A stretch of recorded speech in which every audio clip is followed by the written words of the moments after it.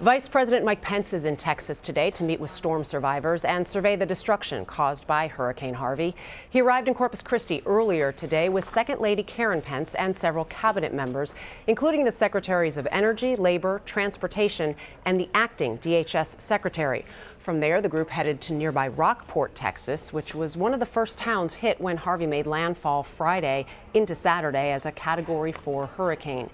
Caitlin Huey-Burns is a CBSN political contributor and a reporter for Real Clear Politics, and she joins us now. Caitlin, one of the criticisms that we saw Donald Trump face on Tuesday was that he didn't meet with storm victims.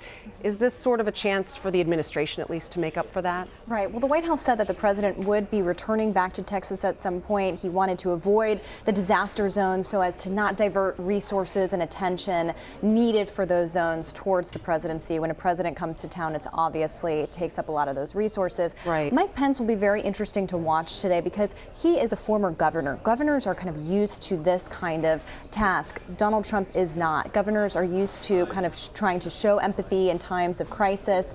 They're, mini presidents of their state, so to speak. So he has experience with this sort of thing. He also has experience being a member of Congress tasked with taking up bills to provide relief funding, for example. And you mentioned the governor. We see Vice President Pence with the governor there right now in Rockport, surveying some of the damage with Governor Greg Abbott.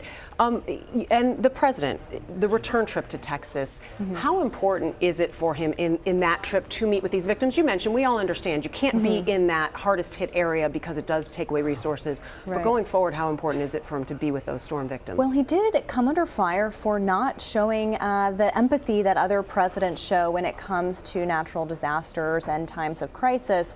These are always challenging for presidents.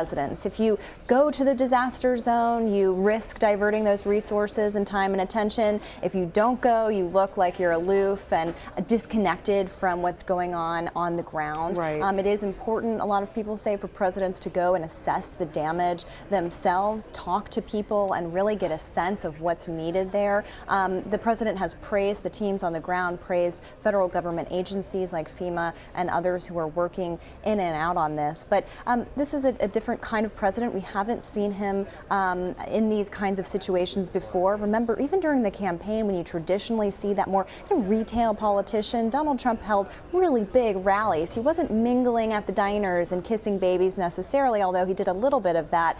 This will show a different side of him if he's able to do that and to return. We know that when it comes to funding, especially federal funding, obviously for this disaster area, it's going to require a bipartisan effort.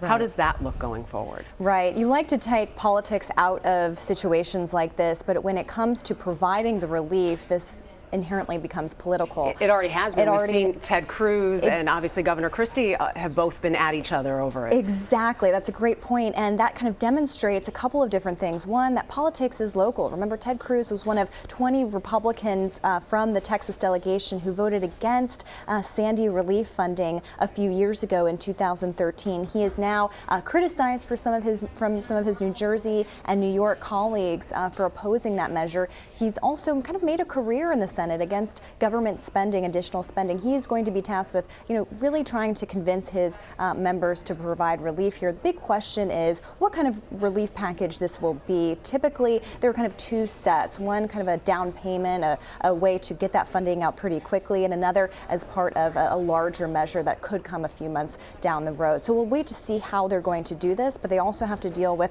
funding for FEMA. There have been cuts to the agency in previous budgets. You wrote about Ted Cruz and Sheila Lee Jackson joining forces to get something going at this point. Right. Interesting setup here. You have Ted Cruz among the most conservative members, Sheila Jackson Lee amongst the most liberal members, both very outspoken. We've seen them in different situations before, often on opposite sides of the aisle here, coming together yesterday to talk in Houston about the floods, about recovery, pledging to rebuild. Sheila Jackson Lee saying that Paul Ryan, the House Speaker, called her and said that they will do what is necessary to provide these funds. I'm paraphrasing here, but that was the gist of that. So times of bipartisanship certainly within Houston, but politics as usual certainly continuing on outside of the disaster zone. And it's not all federally funded, so where do some of the big dollars come from?